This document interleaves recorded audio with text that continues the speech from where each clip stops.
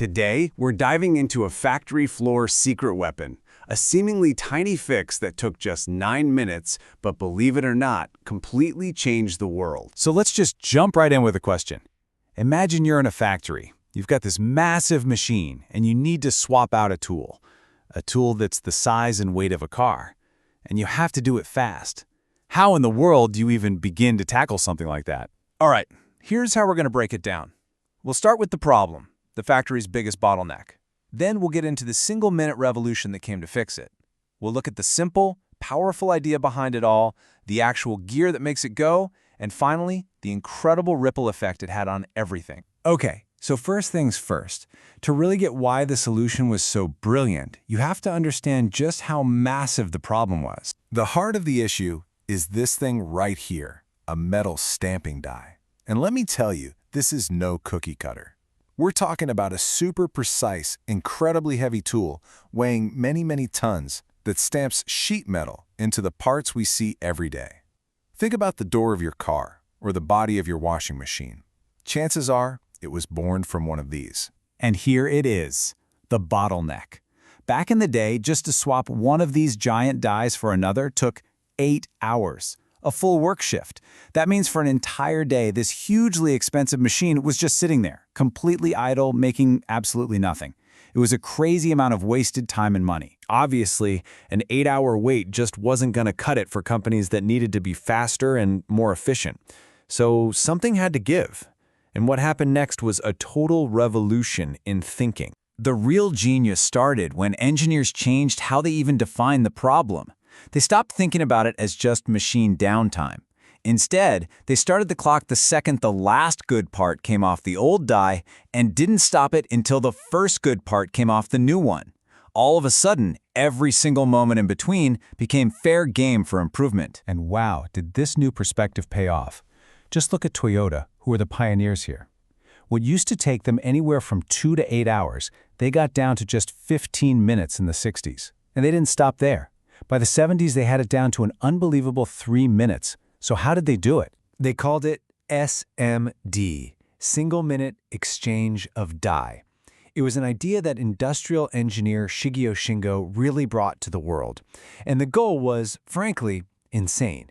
Get the whole changeover process down to a single-digit number of minutes. Yeah, that means less than 10. From 8 hours to under 10 minutes? How is that even possible? Well, the secret wasn't some brand new magical technology. Not at first, anyway. It all came down to a really simple but really powerful idea about how you organize work. And here is the big aha moment. It's so simple, it's brilliant. The engineers realized every task in a changeover fits into one of 2 buckets. Internal setup are the things you can only do when the machine is stopped, like actually unbolting the die. But then there's external setup, all the prep work you can do beforehand while the machine is still cranking out parts.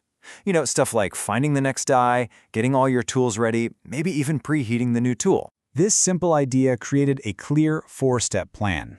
First, you just observe and separate every single task into internal or external. Step 2 is where the magic happens. You convert as many of those internal tasks into external ones as you can. For example, instead of searching for a wrench when the machine is off, have it waiting on a cart beforehand.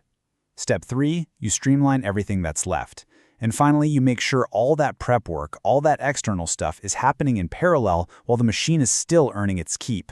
Now, this whole philosophy was so powerful, it started inspiring new kinds of hardware to make it happen even faster. So let's look at the actual gear that makes this quick die change, or QDC, a reality. So remember how you had to unbolt the die? Well, instead of workers spending ages turning giant wrenches on dozens of bolts, you get these hydraulic clamps. With the push of a button, they lock a multi-ton die into place with incredible force. That's a perfect example of turning a long internal task into a super short one. Okay, so it's unclamped, but how do you move this thing that weighs tons? You can't just shove it. The answer is die lifters. These are rollers or balls that actually pop up from the press bed, lifting that massive die just enough so it can be rolled out with almost no effort at all. It basically makes it feel weightless. And let's not forget what we're moving here. It's not just a big lump of metal. It's an incredibly complex, expensive, and fragile piece of engineering. When you combine that SMED philosophy with tech like clamps and lifters, you take a slow, dangerous job and turn it into something fast, safe, and perfectly repeatable. So, yeah, saving time is great. That's obvious.